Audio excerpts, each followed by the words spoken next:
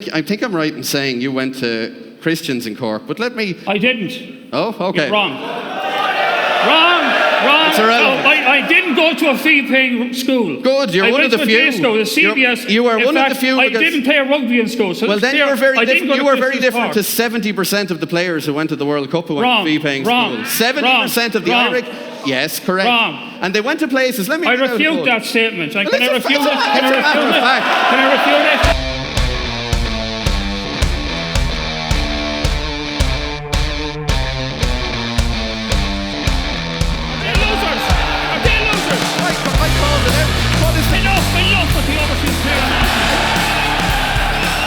Tonight we're asking the question, Ireland are celebrity losers. Please welcome to the ring your first fighter for bout number 2.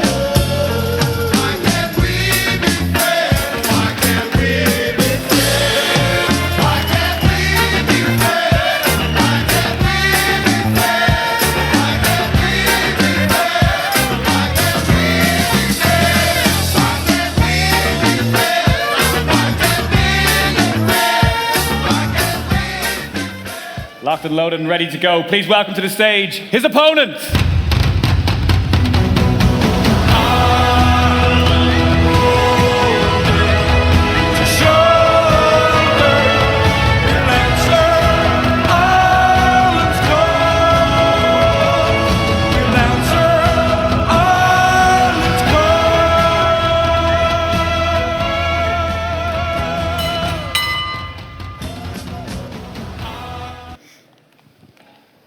Ladies and gentlemen, our second bout of the evening.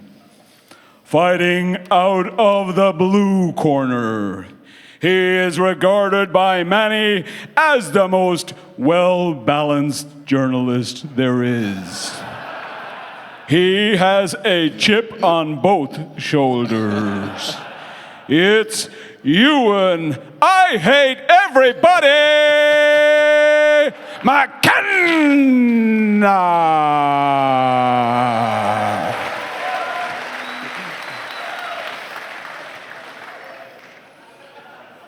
And his opponent in the red corner, 3-time Triple Crown winner, whose greatest achievement still remains playing corner forward for Mount Bellew in the Galway County Final in 1982. In the pantheon of rugby buzzword bullshit, he stands alone. It's Eddie. Got shafted for the Connacht job not once but twice. Oh, Sullivan!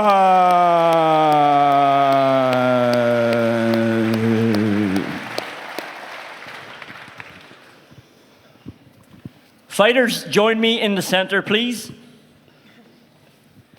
Okay, you know the score. No cheap shots, no low blows, okay? Listen, a nice clean fight. You're going to have 3 minutes each. No interruptions, no challenges. After that, we're going to get into it. You can touch gloves if you want. No. Back to your corners.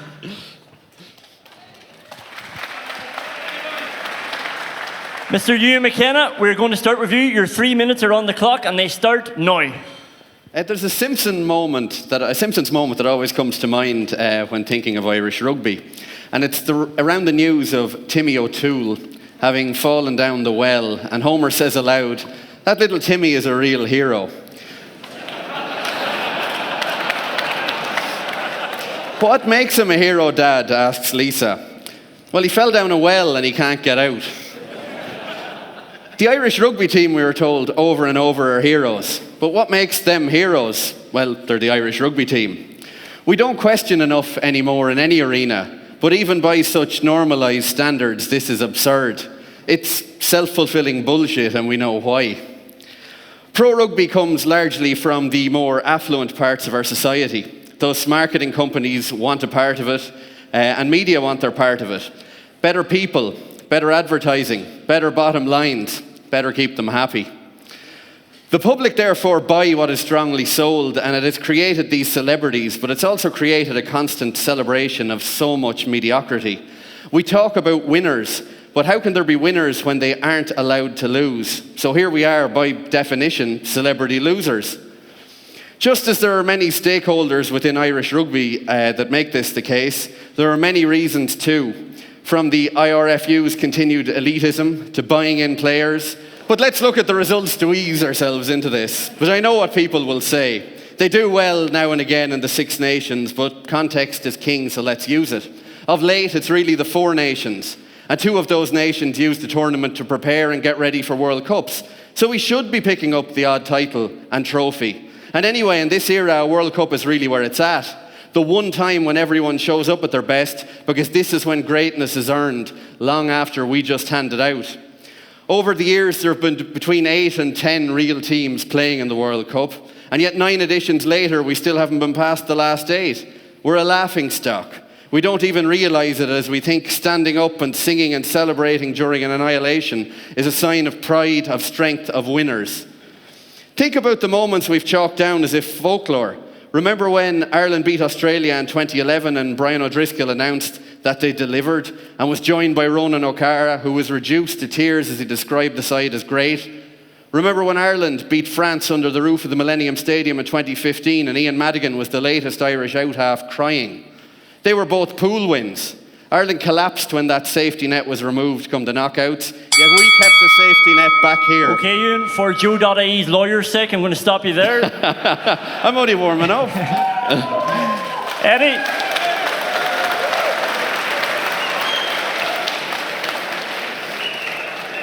Mr. Eddie O'Sullivan, you have 3 minutes on the clock, and they start right now.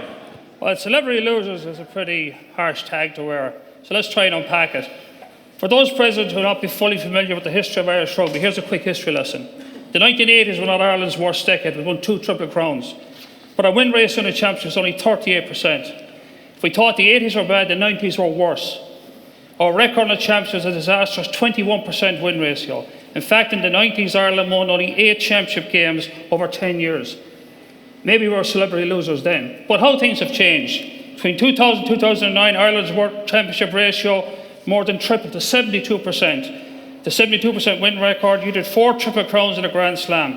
Between 2010 and 2019, the win ratio dropped to 65. Despite the dip in the win ratio in the last 10 years, we've won another Triple Crown, 3 Six Nations Championships, which includes another Grand Slam.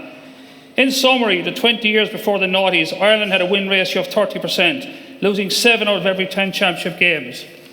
In contrast, for the first 20 years of this century, Ireland's win ratio of 68%, winning 5 Triple Crowns, 4 Six Nations, including 2 Grand Slams.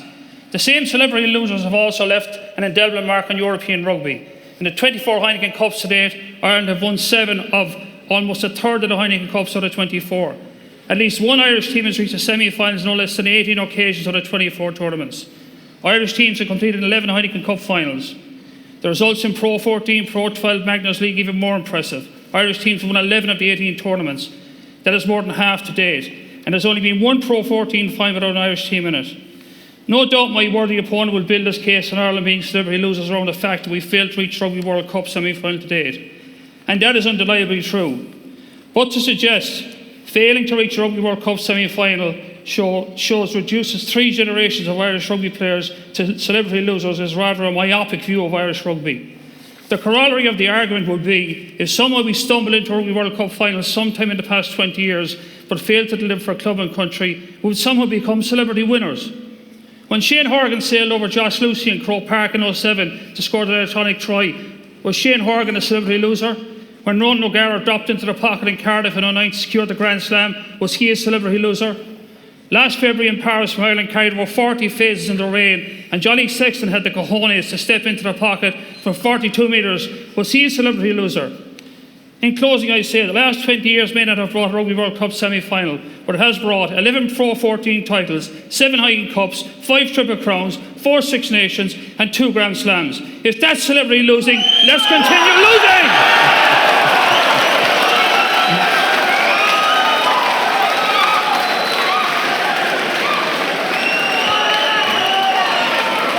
Well, I would suggest that giving a homeless man a sandwich doesn't mean he has a house. And Ireland's awful history doesn't make them great all of a sudden. If you want to go stats, we've won 3 Grand Slams ever, which is last bar Italy. We've collected 29 wooden spoons too, which tops that pathetic When was the last list. wooden spoon? I've no idea. Exactly. But we topped the list. Eddie will talk about Grand Slams in 2009 and 2018, in between when England and France were getting ready for World Cups.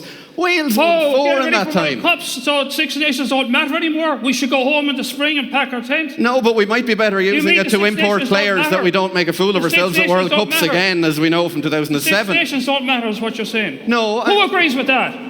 Well, I mean, look at 2007, Eddie. Look at 2011, 2015, and we have the same reaction every time. We go as de facto world number ones, the team of the year. No, That's we don't. loser We talk. never went to That's number one loser before. talk. We never went to number one before. Real winners do not need hyperbole. And we What does keep that mean? using it What- around. sorry, Well, it means what it says. I That don't know we over-exaggerate Get over my little head. wins. Get over my head. What do you mean by that? I mean, we over-exaggerate wins like New Zealand when we release a DVD over what in any other sport is called a friendly or a challenge match. Oh! I just wanted, for the record, did you notice when Ireland played New Zealand, they were holding back because it's a friendly? Well, they should Do you have, and understand maybe what hid Test something from rugby when is they were humiliated You understand when it what Test mattered. rugby is about? Ireland played New Zealand, it's a friendly, they're holding back. Well, Rory Best called it a friendly afterwards. Oh, really? Did he play like it was a friendly? That's a Well, who nonsense. plays like This it? is Anyone who's played sport, you never This is play not like a it's a Parish football game on friendly. Sunday morning. This is Test rugby. It's called Test rugby for a reason. When Ireland played the All Blacks in 2008 and beat them, there was nothing about friendly about it. You know that. Everybody here No, there knows was a that. DVD and late show appearances and all this hype. All this so what? hype before they go to a World Cup when it matters most, when it matters to the best teams, when everyone gets it together, and that's when you perform. We went in team of 2018. That's your proposition. So it has everything's about the World Cup. Well, it's a media and a marketing proposition, and this is a small island. The So we players live shoot in way. that bubble. We are not a small. We shoot way above our weight. We've one of the smallest rugby playing populations in the world. We've been in the Way top above 8. 8 countries play rugby, and we've never been by the last 8. and What weight are we? They're all losers except South Africa. We're They're all going losers hungry except when South people Africa. are fat around us, basically, in rugby terms. What you're saying is the World Cup defines everything. I don't agree. The Six Nations is a hugely important competition. It's been going on for over 100 years. Not for real winners. England don't go on like we do when they win it. But they didn't France win the don't go World on Cup like when either. it. No, well, they have won the World Cup and they've just been to a final. And anyone heading So into this, they're not losers. no, they've Why one not? thing. They're winners. They've won a World Cup. They've But been they to a didn't win final. it this time round. When they were going to win it, they were the team reached set the out final. to They didn't lose to Japan. On your logic, England said they would win the World Cup and they didn't. Now you're saying they're winners even though they lost. What's your logic?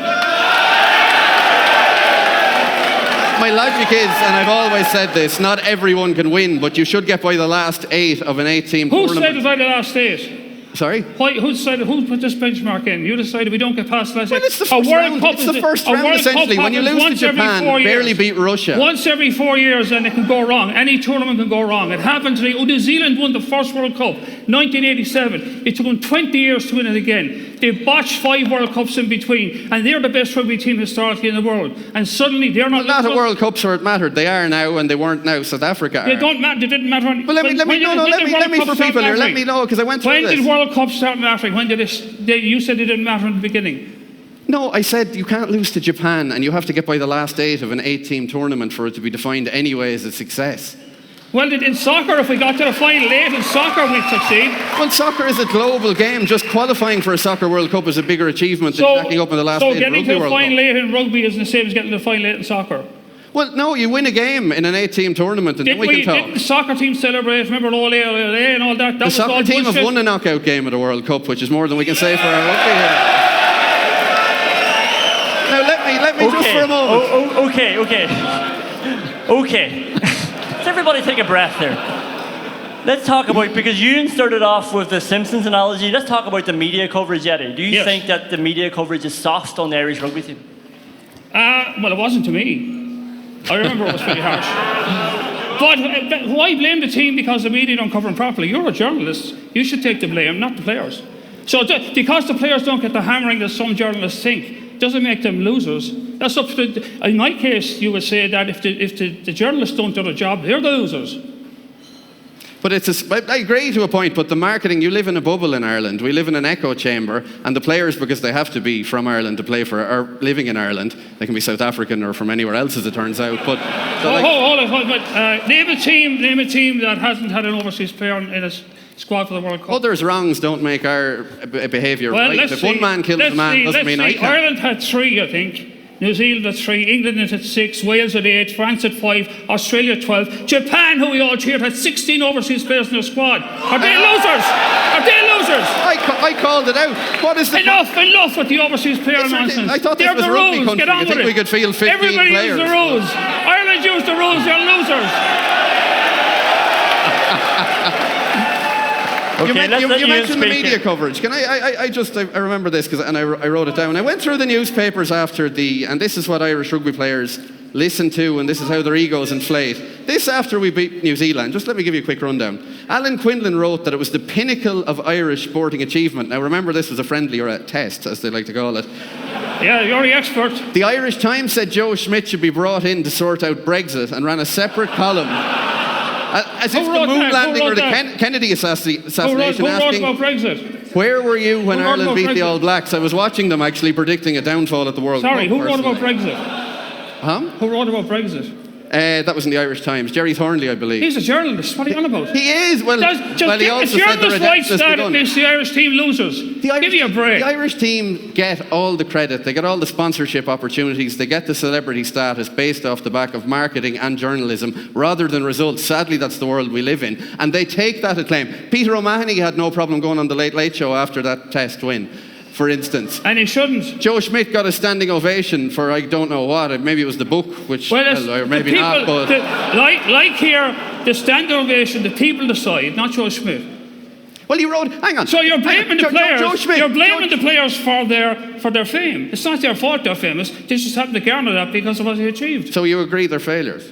I didn't say they were failures. You just said it. I said fame, F-A-M-E. Oh, fame. Apologies. Yeah, not failure. Oh, fame. No. Don't twist my words, please. It's the Cork accent, Eddie, is doing it for me here. No, I mean, it went on and on around that game after the New Zealand win, and anyone could see, and it inflated their egos to a point. That may not be their fault, but it does make them celebrities, which is the point celebrity of this. losers. Yeah, they lost. Why are we this soft language? They lost to Japan. They barely beat Russia. They lost to New Zealand. They didn't get past the last 8. Do you want to call them winners? They lost. Yes. It's English. Yes. Because we've the best record, one of the best records in the Six Nations. The Six Nations is where it counts. You say every 4 years, that's all that matters. I say wrong. I don't agree with that. No, I'm saying that's it's how you measure the best. Everything. As you know, Eddie, as you know well, once every 4 years, all teams show up having prepped and planned for that moment, and that is when you see where you stand in the scope of rugby. Not very highly in any of the years, as you know well. Not very highly. Oh. Yeah, if you want to frame it around the World Cup, you can. I won't frame it around the World Cup. I refuse to frame it around the World Cup. I went through to my speech there. Our winning record is second to none. It's never been any better. In the last 20 years before the turn of the century, Irish rugby, I would agree with you if we were here tonight, was abysmal. We were celebrity losers. But you can't call us celebrity losers after the record of this team because they failed in a few World Cups to get to the Final Four. That's Do you think they failed in 2019? Do you think Joe Schmidt failed in his preparation? Do you think, I'm genuinely curious, do you think he failed in 2019? Well, my own personal opinion is with other people, I agree with it. He's changed his game plan. He went narrower and he should have. But that's what they're here for tonight. We can talk about But did he fail or not? He made a mistake, yeah. So he failed? No. Well, Ewan. He prepared the team. Ewan, is it not possible that Ireland had a good 2018? Does it always have to be about the World Cup?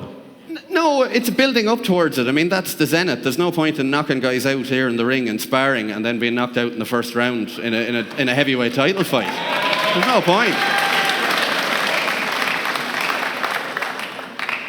It comes down to the fact that you couldn't take a microcosm of 4 or 5 weeks and say that defines the players. They didn't get into the Final Four, therefore they're celebrity failures. So everything they've achieved outside that means nothing. Triple Crowns, Grand Slams, Heineken Cups, Six Nations mean nothing because they haven't got to the Final Four in rugby. Well, that is your proposal. I'm refuting that. Well, because if we had stumbled into a semi-final over the last 20 years and won nothing else, would we celebrate winners tonight? You would be saying the opposite. You would be saying we're useless. Well, if they achieve, I'll happily agree they've achieved, but so they haven't. if we stumble into a semi-final in the last 20 years, this is what you would say we'd be celebrity winners now. But they haven't. We I would would have be, said though. that's a Would step you in say we'd be progress. It's a celebrity step in the winners? right direction, and we haven't done it. And just let me for a But minute. you would say we'd be celebrity winners if we stumbled into a semi-final. Let's look how we judge other teams in Ireland and how we do it. Like, because the three words that always come up around Ireland's failure: brave, heroes, and pride. I've gone through all the cuttings, all the radio interviews. Will Ireland, if they lose to Slovakia in a playoff early next year in soccer, will they be brave? No, they will not. You can't when a be brave. GAA team falls short against all the standards they set themselves, will they be heroes? No, they won't. Being brave doesn't mean you're going to win. Why do we lose? Bravery has nothing to do with winning. Bravery is putting your best effort in and see what happens. No, what do you mean bravery? If you lose, you're not brave. Well, how brave was Johnny Sexton to take on that drop goal in Paris last year? But that's a losing attitude. You can't call a team who loses in a game of sport brave. It's making excuses for them. Of course you can. Why were they brave against Japan? You could be as brave as you like, but if a team beats you, they might be better than you. That's the story. Brave, heroes, heroes. Are losers heroes? But maybe this is the mindset of Irish rugby. I'm not from the nice enclaves of Dublin and other cities, so maybe I'm just new to this. They also use pride, track and field at the next Olympics and what's an actual global sport. If an Irish athlete doesn't get to a semi-final, they will not be called, pride won't be used. It will not, none of those terms. They are saved for, basically, and we know why the ABC ones, the rich kids, it suits the marketing, it suits everything. They get a soft ride and it makes them soft. It makes them soft. What rich kids? Sorry? What rich kids are you talking about? What rich kids? What rich kids? What rich kids are you talking about? I can't hear you, sorry. What rich kids are you talking about? Oh, do you want me to get into that?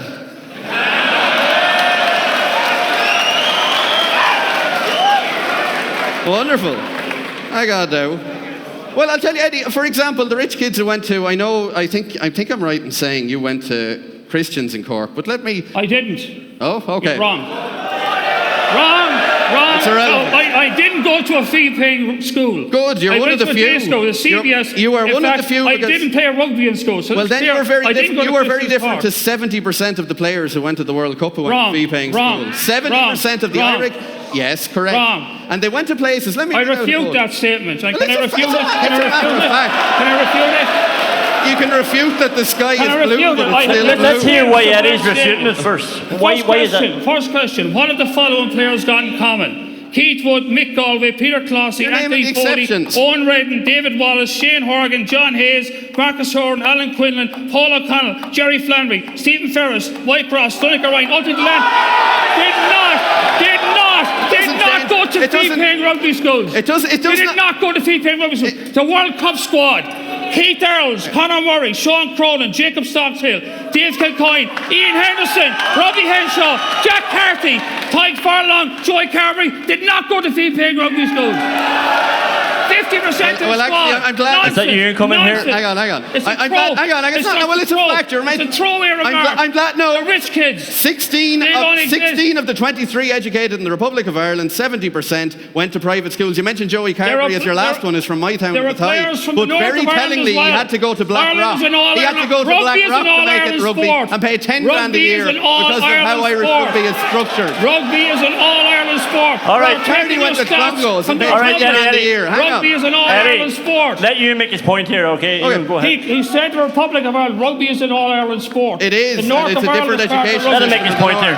State your facts clearly. Hang on. Well, the facts, I've stated my facts. Just let me state the facts. They're basic. You can't argue them. 70% of players of the Irish team that are actually from Ireland went to private schools. Leinster panel, 79%. Munster panel, that part of the working class, 69%. Academy, Leinster 86. Academy, Munster 68. And let me tell people the type of places these people are going. Because, for example, Ken White, a former principal of Pres Cork, he said in 2013 of the $3.5 grand fee there, he said we should be delighted there are people out there who are taking their after-tax income and putting it into education as opposed to going on the beer or going on holiday. These people don't have a clue. They do not have a clue. Let me give you one more. One more. Let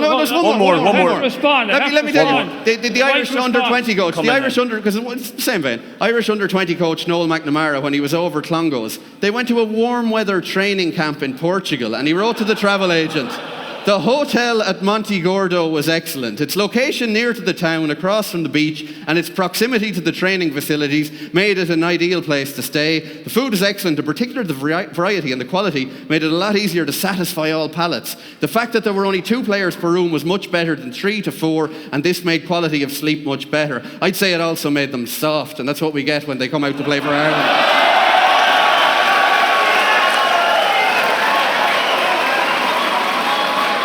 Gentlemen, there are 2 minutes left, so make your closing remarks. I'd like to respond. The following players who were on the tour to Japan in the World Cup: Keith Earls, Conor Murray, Sean Cronin, Jacob Stockdale, Dave Kilcoyne, Ian Henderson, Robbie Henshaw, Jack Carty, Tyke Furlong, Joey Carberry. Did not go to feed. Joey Carberry went to Blackrock. He for 1 year. 2. 1 year. He was in my school. He was in my school. I give you, that's well, that's 9. Very selective. That's very selective. What about the other 9? What about the other 9 on the squad? Well, there's 31 in the squad. What about the rest?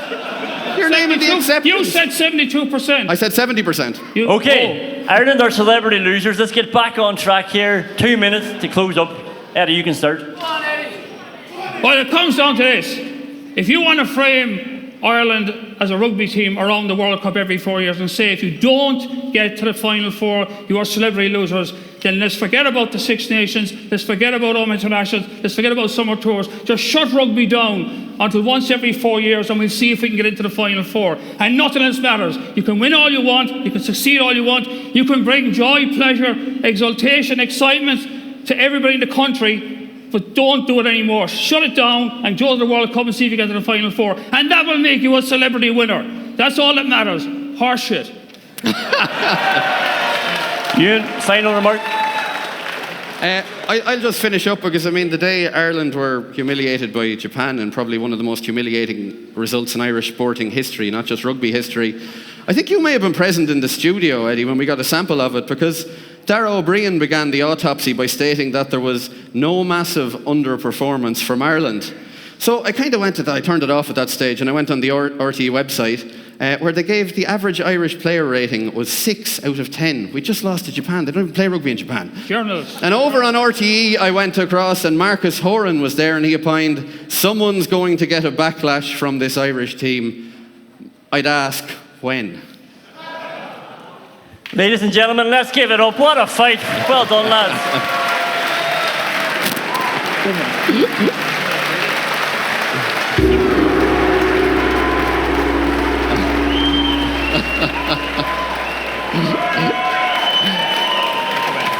Gents, come on in. Ladies and gentlemen, I do not envy you, but you will decide who has won this debate.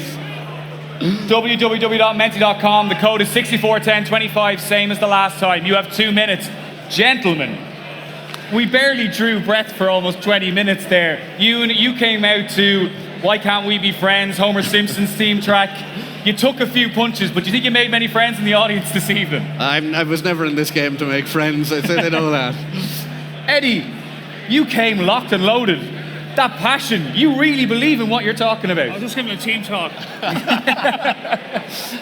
It's a tough topic, right? And we both knew coming into this just how strong the two of you would be. Do you feel like you got all your points across? Was there something there missing in your argument?